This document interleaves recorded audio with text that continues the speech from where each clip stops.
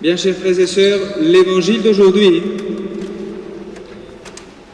soit nous ne l'avons pas entendu, soit nous ne l'avons pas compris, soit il nous dérange. Si cet évangile ne nous dérange pas, je pense qu'on ne l'a pas compris ou on ne l'a pas entendu. Moi, je vous le dis sincèrement, en lisant cet évangile, il me dérange. Pourquoi ? Parce que nous nous rendons compte que Jésus-Christ ici parle et il y aurait une apparente contradiction parce qu'il dit « Mais est-ce que vous pensez que je viens apporter la paix sur la terre ?» Non. Et il dit « Je viens apporter la division ». Mais comment ça marche? Pourquoi il dit ça? Alors qu'il est appelé le prince de la paix. Soit le Seigneur se contredit, soit il ment. Il ment. Alors, comment comprendre cet évangile et comment le vivre? Cet évangile vient pour faire tomber, quelque part, pour nous aider, pour faire tomber un christianisme qu'on se serait fait, qu'on se serait inventé. Et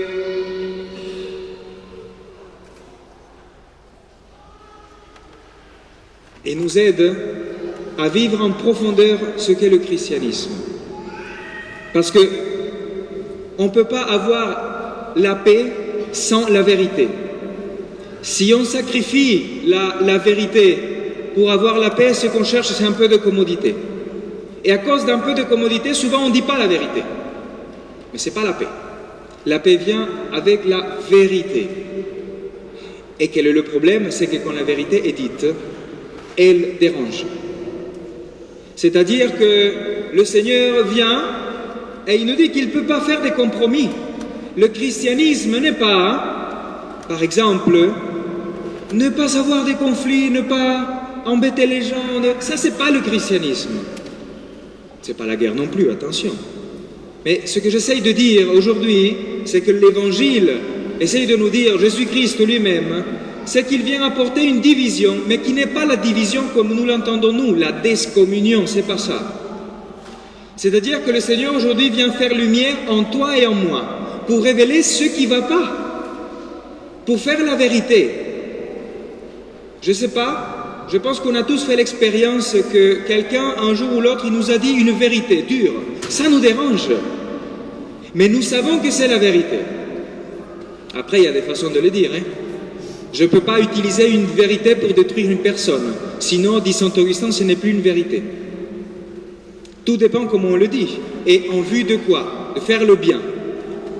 Mais le Seigneur nous donne, plutôt la parole de Dieu nous donne des exemples, des personnes qui n'ont pas fait ce compromis avec la vérité et qui sont allées jusqu'au bout. La première lecture nous parle du prophète Jérémie. C'est un prophète qui a une vocation très belle parce que le Seigneur l'appelle. Il lui dit, je t'avais choisi du ventre maternel, je te connaissais déjà, je t'aimais. Je t'ai choisi pour que tu sois mon prophète. Très beau. C'est-à-dire qu'il a la mission d'apporter une parole. Et au moment où Jérémie dit, Seigneur, quelle est la parole que tu veux que je dise au peuple? Et le Seigneur répond, dis à mon peuple qu'il partira en exil, parce qu'ils sont loin de moi. Une parole dure. C'est-à-dire que pendant 10 ou 15 ans, Jérémie passe sa vie à annoncer ce qui doit arriver. Et évidemment, tout le monde le déteste. Parce que quand on voit arriver Jérémie, on dit « Mais ça y est, le prophète du malheur, il arrive à nous dire que tout ira mal. » Il avait une parole de Dieu. Il avait une parole de conversion. Et le peuple n'a pas voulu se convertir. Ils ont préféré écouter les faux prophètes qui disaient « Mais non, mais c'est la paix qui arrive, ne vous inquiétez pas. » Et quand Jérémie arrivait, le pauvre, il se faisait même taper. Le roi Sédécias le met dans une citerne parce qu'il ne le supporte plus, sans manger, sans boire, pour le faire souffrir, parce qu'il a une parole dure. Et souvent, nous ne voulons pas écouter la vérité. Nous tous, je parle pas. Nous tous, on n'aime pas écouter la vérité parce que la vérité vient révéler ce que nous sommes. Et qu'est-ce que nous sommes? Des pauvres types. Que nous sommes encore loin de ce christianisme radical et véritable. Eh oui, et le Seigneur vient nous faire ce service, il nous donne d'autres témoins. Regardez ce qui s'est passé avec d'autres prophètes qui, à cause de la vérité, ont subi une souffrance, un martyre. Jean-Baptiste. Jean le Baptiste avait la mission aussi de faire la vérité. Et à un moment donné, il dira au roi Hérode, tu n'as pas le droit de prendre la femme de ton frère. Ben, vous savez comment il a fini, on lui a coupé la tête. Parce qu'il a trop parlé. Parce qu'il disait la vérité. Et ça a dérangé. Nous avons tous aujourd'hui une mission, en tant que chrétiens, de faire et de vivre dans la vérité. Peut-être aujourd'hui tu te rends compte que tu es loin de cela. Mais c'est le premier pas. Parce que pour être prophète de la vérité, d'abord, nous devons laisser que la vérité fasse lumière en nous, qu'il puisse nous aider. Et pour nous expliquer cela, le Seigneur emploie l'image d'une famille. Et le fils contre le père contre le fils, ça vous parle ou pas? Pourquoi le Seigneur a voulu prendre l'image d'une famille? Parce que c'est dans la famille où il y a les relations les plus compliquées, les plus complexes. Nous les voyons, nous venons tous d'une famille. C'est quoi les relations d'une famille? Je t'aime, je te déteste. Les relations les plus compliquées, qui est aussi l'image de l'Église. Je t'aime et je te déteste, en même temps. Parfois avec on ne sait plus si... Parce que les personnes qui sont les plus proches de nous, c'est les personnes qui font sortir de nous ce que nous sommes. C'est pour cela qu'aujourd'hui le Seigneur vient parler de cette division qui n'est pas la déscommunion. Évidemment qu'il est le prince de la paix. Mais pour qu'il apporte la paix, il ne peut pas annuler la vérité. Moi je suis parfois, je vois que d'une façon erronée, pour le dire, beaucoup de personnes, beaucoup de chrétiens essayent de faire un compromis avec la vérité, soi-disant pour attirer plus de personnes à l'église et qui font des choses qui... Attention, on va pas, notre mission n'est pas d'attirer des gens à l'église en faisant des compromis avec la vérité, comme on voit parfois dans les réseaux sociaux. Non, notre mission c'est d'annoncer la vérité. Vienne qui vienne, le Seigneur touchera les cœurs des personnes. Mais nous ne pouvons pas faire des compromis avec la vérité. Parce que sinon, nous manquons à notre mission. C'est pour cela qu'aujourd'hui, le Seigneur a cette parole dure, mais qui est toujours une parole d'amour. Il veut faire la vérité en toi et en moi.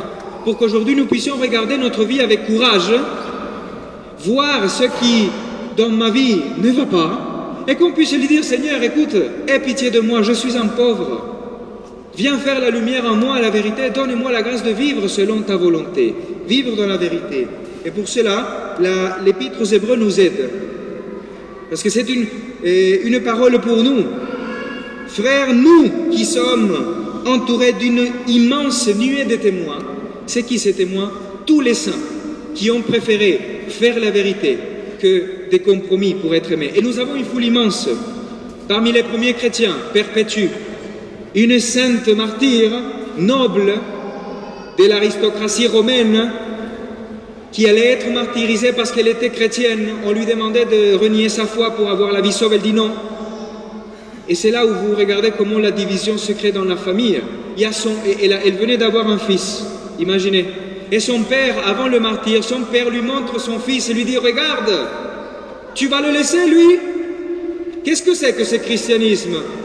Tu vas accepter de mourir et cet enfant, imaginez là l'épreuve pour Perpétue, et qui répond avec foi, il dit, si c'est le Seigneur qui a donné la vie à mon enfant, s'il m'a protégé jusqu'ici, c'est lui qui protégera mon fils. Et ça ne lui a pas empêché de devenir une sainte martyre.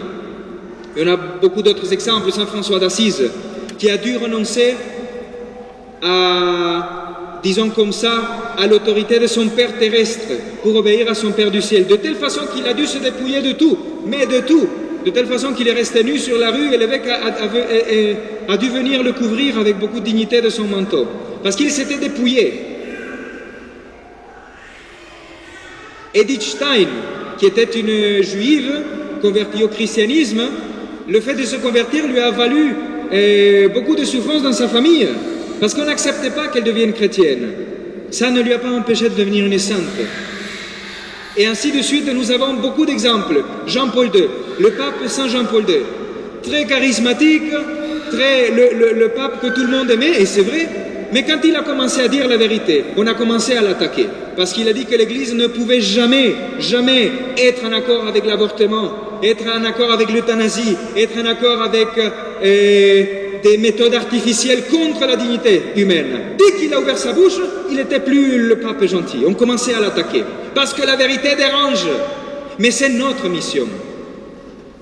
Voilà pourquoi aujourd'hui, le Seigneur vient pour nous donner cette parole forte, mais qui, je répète, est une parole d'amour. Parce que si tu te rends compte aujourd'hui que tu es loin de ce christianisme, que nous sommes pauvres, que vraiment nous avons du chemin à faire encore, mais le Seigneur nous donne, l'Église nous donne cette deuxième parole qui dit « Nous qui sommes entourés de cette immense foule de témoins, débarrassés de ceux qui nous alourdit, en particulier du péché qui nous entrave si bien, courons avec endurance l'épreuve qui nous est proposée, les yeux fixés sur Jésus-Christ. » Aujourd'hui, notre salut, chers frères et sœurs, pour nous tous, c'est que nous puissions fixer les yeux sur Jésus-Christ et dire, Seigneur, aide-nous, débarrassons-nous de ce qui nous alourdit. Qu'est-ce qui t'alourdit aujourd'hui? Ton péché. Plus que ton problème économique, ta maladie peut-être, ta solitude, d'accord, ça te fait souffrir. Mais ce qui t'alourdit, ce qui m'alourdit, c'est vraiment le péché. Alors le Seigneur nous dit, débarrassons-nous du péché. Courons l'épreuve, parce que celui qui veut être chrétien devra prendre un combat. Aujourd'hui, nous célébrons 2 baptêmes, et ces enfants deviendront des chrétiens, c'est-à-dire que leur Seigneur leur donnera aussi la force pour mener leur combat. Parce qu'il y aura un combat. Nous ferons tout à l'heure cette prière d'exorcisme de délivrance, où nous dirons, tu sais Seigneur que ces enfants aussi seront tentés par le démon, par les tentations de ce monde. Aide-les. La même chose pour nous. Donc demandons cette grâce au Seigneur de vivre la radicalité de l'Évangile. Le christianisme n'est pas, comment dirais-je, faire plaisir à tout le monde. Non, ça c'est pas le christianisme. Le christianisme c'est vivre selon la vérité. Et la vérité n'est pas une idée, n'est pas subjective. La vérité est une personne qui t'aime aujourd'hui et qui vient te donner la véritable paix. La vérité s'appelle Jésus-Christ notre Seigneur. Demandons la grâce à ce Jésus-Christ qui est notre paix et la vérité de notre vie, de venir nous donner une vie nouvelle, de pouvoir regarder notre vie avec courage pour qu'il puisse nous aider à nous convertir, à devenir des saints. Demandons cette grâce au Seigneur aujourd'hui, qu'il puisse faire la vérité en nous, que Jésus-Christ puisse venir dans notre vie de façon radicale. Amen.